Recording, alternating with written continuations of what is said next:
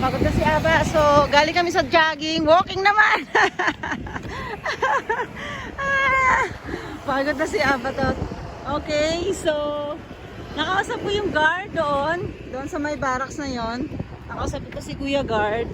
Yun nga, confirm na talagang SM Gentry nga ang ang tatayo dito.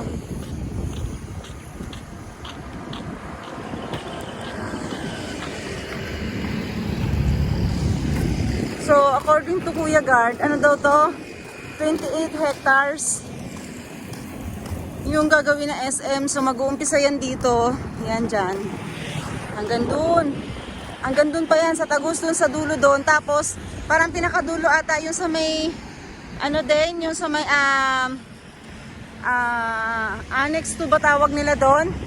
Yung sa may Pascam subdivision do, ay yung may Pascam road doon sa Antero Highway.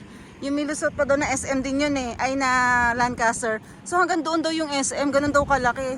So ewan ko lang kasi sabi ni Kuya, mas malaki pa raw sa MOA to. Kasi hindi ko lang alam kung ilang hectares yung MOA. Pero ito daw kasi 28 hectares daw kasi itong gagawin dito. Ganun daw kalaki to. Tapos sabi niya, yung daw himlayan, ililipat pala yung mga nandiyan. Iuusog siya sa likod kasi yung pwesto ng himlayan, ang ilalagay daw dyan ay malaking simbahan. So ganun daw ang gagawin nila doon. Yun ang sabi ni Kuya. So let's see kung ano yung magiging result na ito, kung tama yung info na nakuha natin kay Kuya kanina. So dyan kami tumakbo kanina sa loob doon. Doon, gumanon kami. Yun. Hanggang doon sa dulo doon. Hanggang doon sa dulo doon. Kaso napagod na si Ate Aba kaya walking na kami pabalik. Ako naman nabitin, so itatry kong tumakbo ulit dito. Dito na ako sa open canal, yan. Pabalik-balik na lang ako dito. Bitin pa ako sa takbo ko eh. So, paupuin ko na lang si Aba dito sa gilid. Doon para makainit siya. Yan, ito daw yung magiging main road ng SM.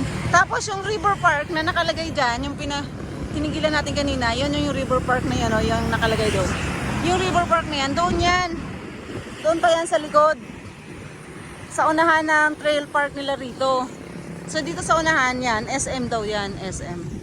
So exciting, no? Kaya tumaas na rin yung value ng mga lupa na nakapaligid dito eh. Buti nila nakapag-invest na tayo ng lupa dyan sa Wellington. Yan, so in the future, itong lugar na ito, means siguro, ano naman kaya ang lalagay dyan. So let's see. Aba! Dito ka na sa kabila, tatawid tayo Jogging pa si Mama, nabitin ako sa iyo eh. Okay? Sige.